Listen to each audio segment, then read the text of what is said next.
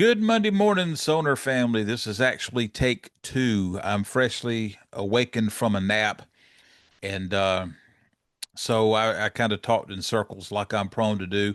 I do have a cheat sheet here, and I'll try to stick to that pretty good. Um, Interviews. I don't have an approval from Near Z yet. I hope to have one by next weekend. This weekend, I'm releasing Lamar Carter without an approval. But it's harmless. I went back and double checked everything. There's nothing in there that's going to be controversial or that he's going to say, yeah, we shouldn't have had that out there. Not that he has said anything out of the way anyway, but just like I've mentioned several times before, sometimes these conversations get into the weeds and, you know, had to be sensitive to the fact that not everybody needs to know everything. So, conversations when they become more personal and more one-on-one, I have to be careful about what I leave in and what I take out. And sometimes I think I've done a good job. I'll give you an example. I had one a while back, and the person said something a little bit disparaging about DW, about the fact he doesn't get excited about DW or doesn't care or whatever it was. And later in the conversation, we went in kind of deep about not liking DW, and I cut that part out and left the other part, which I thought was relatively harmless. But when he went back and viewed the video himself, he said, "No, I need that out of there." He said, I never know. One day I might have to go to them for an endorsement and something to that effect. So I went back and cleaned that up. So, you know, even though sometimes I think I've done a good job, I still, when they go through, sometimes their perception or perspective for sure is different than mine was. But I went back on this with Lamar, and there's nothing in there that should be of any concern. So I'm going to roll that, and then hopefully I'll get the approval from Near Z, so we won't have another gap. I've got to get a new interview lined up because these are the only two. They're ready to hit the ready to be published. And so going to move this along. Drum set placement update on my personal rig at the church out of town. I'm just going to say this. I'm going to keep this short and sweet. I've let it go. I've had to let it go. I got it did get kind of funky. My floor tom is partially under a piano, and my cymbal stands are literally centimeters or closer to the piano, and it's a very awkward setup.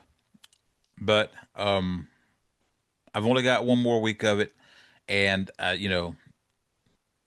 forgive and forget, let it go. So, what else? What else? A few days ago on my Facebook memories came up some pictures from the Zildjian 400th anniversary um, concert in Boston, Massachusetts. And that was a very special event. First of all, that was my first time going to Boston. Wound up with a female friend in Boston, and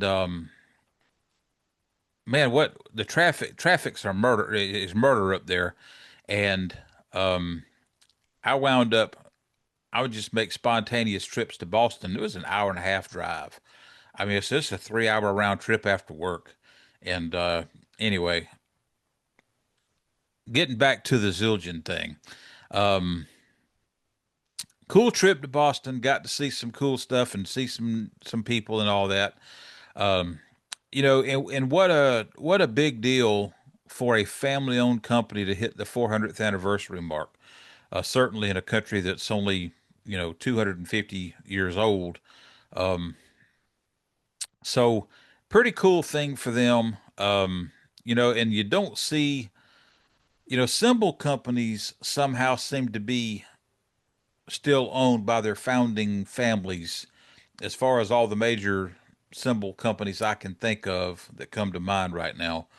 And drum manufacturers just don't seem to be that way. I think, if you Noble and Cooley might be an example of one that's still family owned. I think their last name is Jones, but they somewhere down the line actually, I think in a video I watched recently, it told which one they were descendants of. So it has been passed down. The thing with Noble and Cooley that I think people kind of miss on is that from 1854 until the early 1980s, they were a toy manufacturer. Other than making drums for the during the Civil War, but I mean, Singer sewing machine was making 9 millimeter, or yeah, no, 45 caliber pistols years ago too. So that doesn't necessarily make you a dedicated professional drum manufacturer getting pressed into service making field drums during the Civil War. But anyway, the point still is, your other companies, your Slingerlands, your Rogers, your Ludwigs, unfortunately, Sonor, have had a break from their founding families at some point in history, and the cymbal companies just haven't been that way, and it's kind of interesting how almost across the board drum companies are not connected to the founding families, and almost across the board, your major cymbal manufacturers are still connected. So anyway, just a strange thing there, I think, and maybe worth some conversation if somebody wants to post some comments about that. Posting on the forum. If you haven't signed up for the forum, it's 5 months and 3 days old. I'm very happy with the participation so far.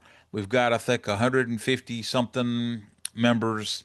We've only got a handful of us that are regular contributors, which is not abnormal at all. But I do think we've got a lot of people that have signed up and not come back. And if that's the case with you, go back and take a look. We got a lot of stuff in there to talk about, or that we are talking about. And so if you go in there and see something you want to comment on, maybe you've got a different perspective, maybe you haven't given us pictures of your gear yet, do that. And anyway, the more people that get in there and post their opinions and all that, the better. One thing is, I I'm kind of a stickler for accuracy. So if you want to go in there and say something disparaging about Sonar and what they're doing or whatever, if it's legit, you know, I mean, I'm not pleased with, I mean, I can't check every box across the board of what I think they should do or how I feel about every product. You know, that's fine. We can all have different opinions, but what's not allowed is you can't just go in there and say wrongful stuff, make accusations about their manufacturing processes that are unfounded or not true, that sort of thing. But other than that, have an opinion. I don't mind a an opinion that doesn't match my own. I mean, could you imagine what kind of a boring world would be if we all agreed on the same thing, or there only need to be one line of drums, there only need to be one color, one head choice? I don't want to live like that. So go in there and speak your mind and all that. Just be sure if you're posting something that's, could be inflammatory, just please make sure it's accurate before you do that. What else? Link era. This is a term that kind of grates on my nerves. What does link era mean to you? The link era technically spanned from 1875 to around 1991 when Honer bought the company. But in operation, it seems like it was. People are usually referring more to the signature era or phonic era or something, and that could be a misunderstanding on my part.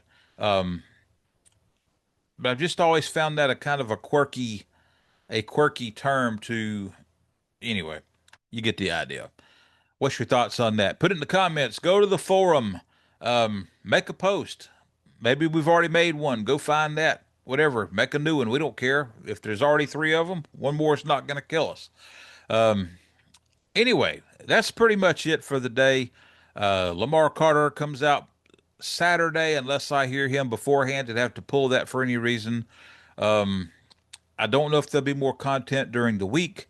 got kind of a crazy week coming up. Got some things I got to deal with, and hopefully I'm about to be in a position to reposition myself to move forward with some other things that are going to be advantageous to the channel content and all that. So just hang in there with us, and we will see you soon.